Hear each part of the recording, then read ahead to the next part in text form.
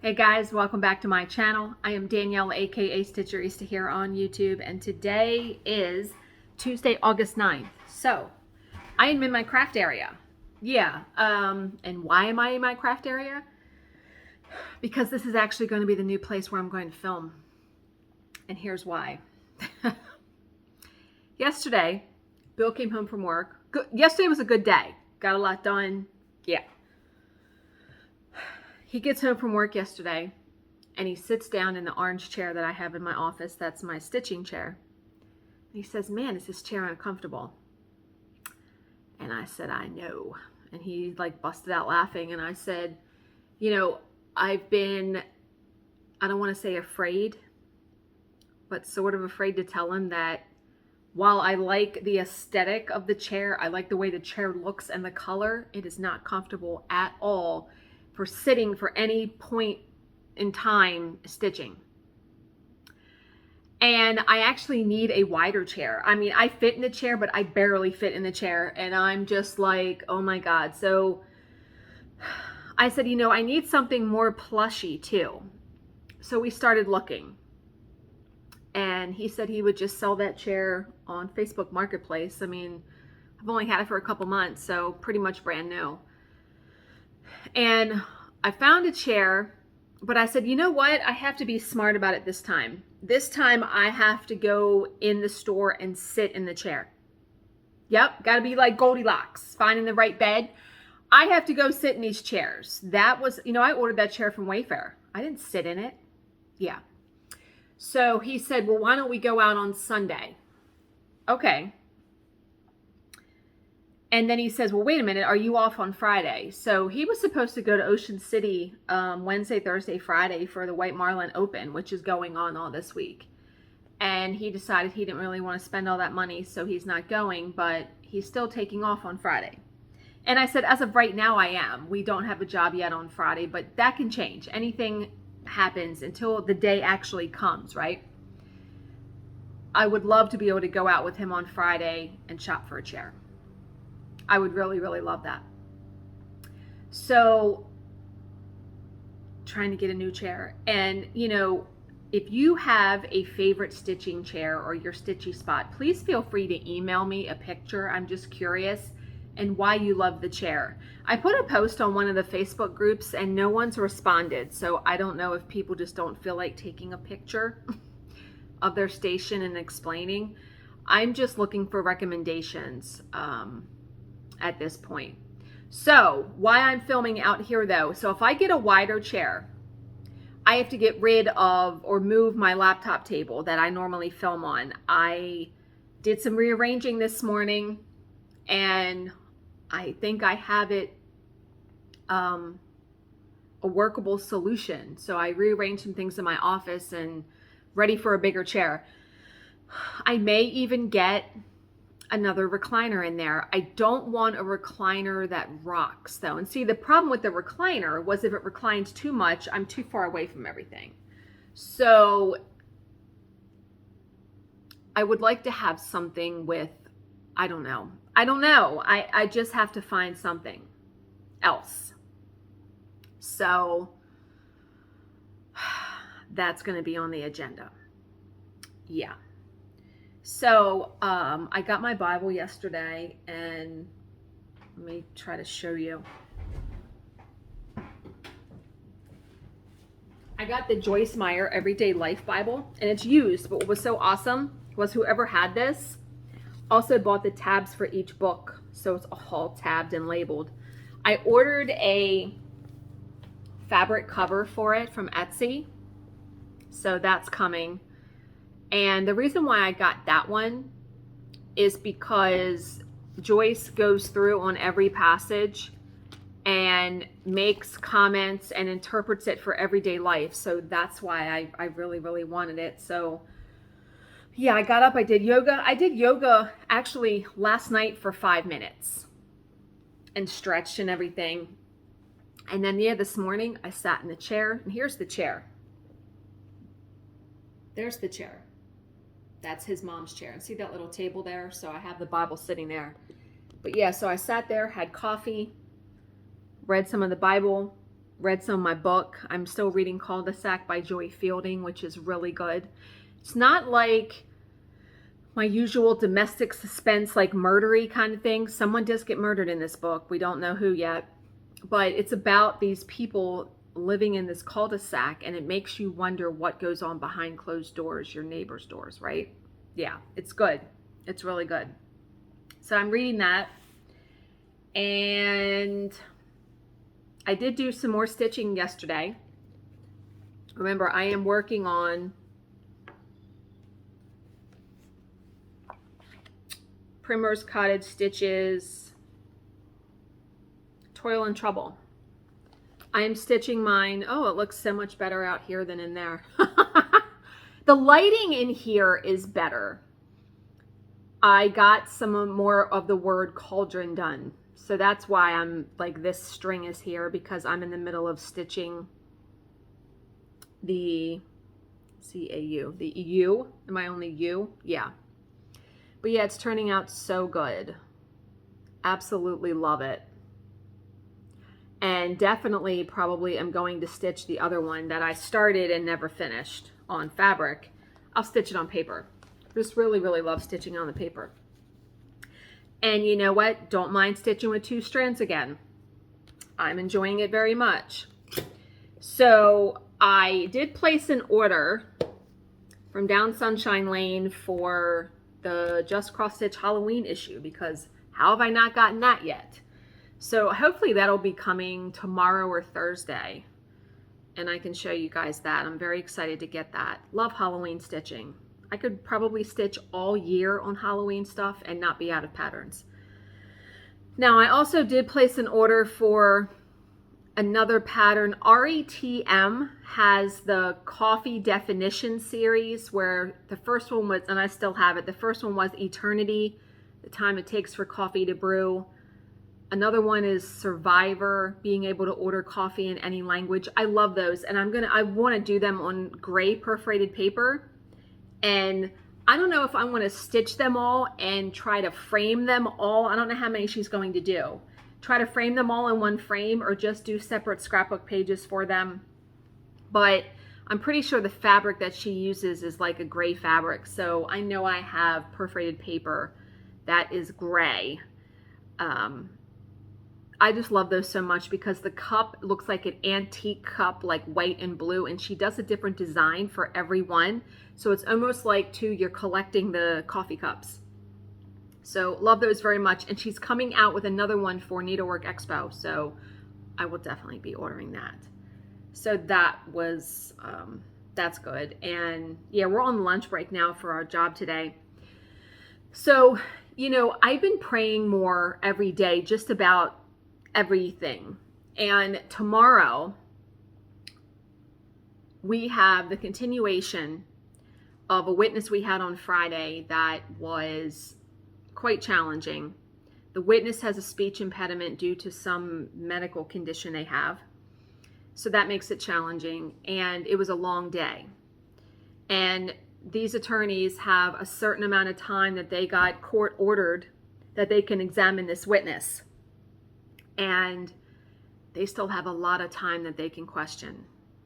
So first I had prayed for the job to cancel, just outright cancel, and for us to get something else. And I even messaged Terry this morning and said, you know, could you pray for me for this? Because she'll pray for absolutely anything. And that's the thing too, you know, you don't have to pray for like big stuff. You can pray for like the smallest, tiniest thing, right? Now, and it may get answered, but not in the way that you think. So the job confirmed about 2 hours after I'd messaged her. So she was like, well, keep me updated. So I wrote her back and I said, you know, the job confirmed. I said, so now the prayer is that he doesn't take all 8 hours, because last time the job went from 11 a.m. to 7:10 p.m. my time. I worked till about 7:30. It seemed like a really long day. And that was only 6 hours on the record. You know, they do it minus breaks. So if they take the entire 8 hours on the record, that essentially would be 2 more hours past that. So essentially they wouldn't be ending until about 9 p.m. my time. That is a really long day. Now, doing yoga, my body has felt better just in doing it for 2 days. And I have been conscious about getting up and stretching more and doing stuff like that, which I think is going to be very, very important going forward and keeping my body healthy while still being able to do my job. So yeah. But yeah, we're only on the calendar today and tomorrow so far for this week. And if we have long days today and tomorrow, I mean, that sometimes it's enough where I can get a whole paycheck in just 2 days and not be upset about not working Thursday and Friday. Like I said, really want to be off on Friday so I can go get a new chair, or I can go look for one. What I need to start praying for is let me find the perfect chair, because I know it's out there. It's just a matter of me finding it. And I said something to Jill about it, and she said I should check Big Lots, which I didn't even think about them. There is a Big Lots near us, so may have to go do that.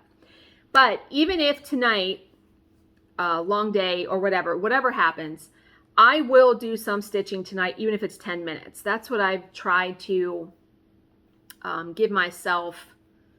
I'll set a timer, something like that, because I have been getting to bed at a reasonable hour and sleeping better. So all of that is very good. But okay, we are going to read A Small Miracle Story and a poem by Donna Ashworth. She has written so many books, and actually the poem I'm reading today is from her Facebook page. So I follow her on Facebook too. All right, so The Small Miracle Story. Brooklyn College issues photo ID cards to all its students, which they must show to security guards at the entrances to various buildings on campus. Thus, I was utterly dismayed one evening when at the entrance to the library, I reached into my wallet for my ID card and discovered to my shock that it wasn't there. Ugh.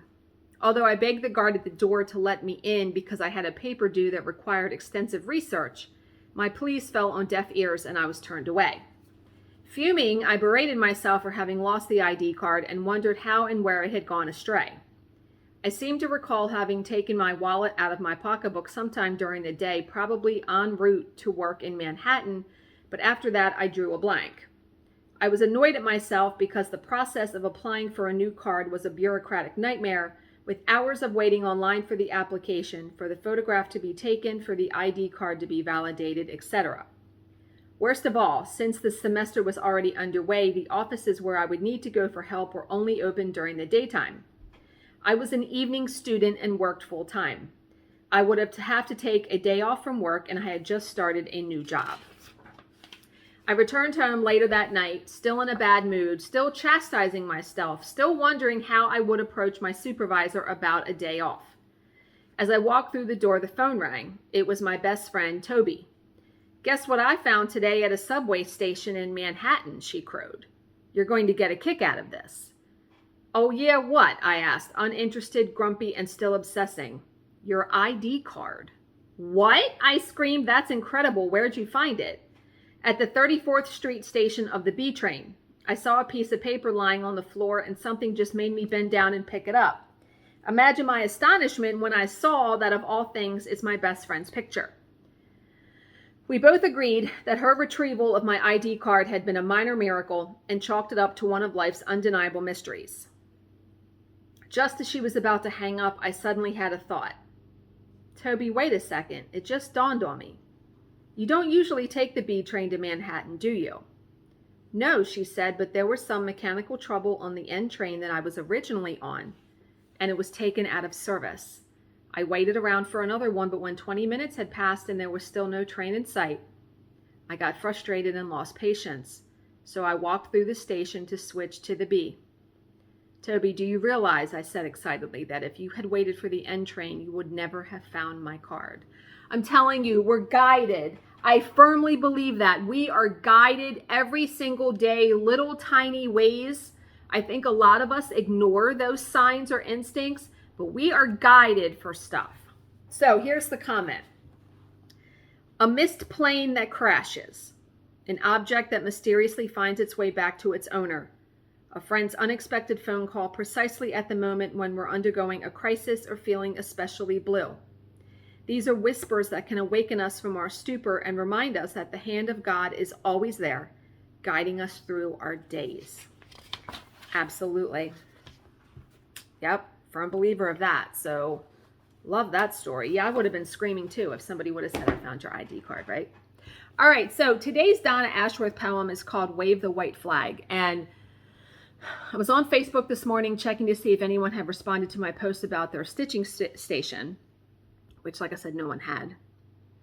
And I saw her poem, and this is perfect for what I have also been going through here recently. So it's called Wave the White Flag. There are many choices available to us women in this life, but when it comes to your body, there are only two. Accept it or don't. You see, if you choose to accept your body, you will soon start to love it, admire it, look after it. These things all follow in the wake of your acceptance. When you realize that this vessel for your soul, for your spirit, is an instrument of such high design and fine tuning that it boggles the mind to even think about, you will enter into a phase which I like to call peace at last. You will care nothing of spare fat, gray hairs, loose skin.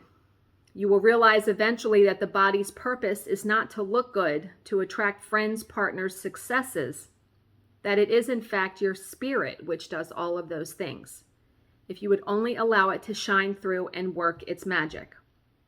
Your body, my friends, has but one job: to see you safely through this adventure of life, to allow your spirit to reach its potential. That is it. If you are on the path of not accepting your body, you are in for a very long battle. And let me tell you, battled my whole adult life with alternating between being really thin in my 20s, and then not liking myself so much when my husband made a comment about how I had gained weight, and he didn't care for that. Not Bill. Bill would never say something like that, but this was my first husband. Trying to live up to society standards, what we see in the media, it's constant bombardment, right? Okay. So if you are on the path of not accepting your body, you are in for a very long battle against an enemy you have no power to defeat: nature, time, biology, fate. You don't have the weapons to fight those powers. Wave the white flag, give in, accept. It is then that your life will truly begin. It does let you focus on lots of other things. So I hope you guys are all having a good day, a good Tuesday. As always, if you have any questions, please leave them in the comments section below, and I will answer them to the best of my ability. Thank you so much for watching and subscribing, and I will see you in my next video. Bye, guys.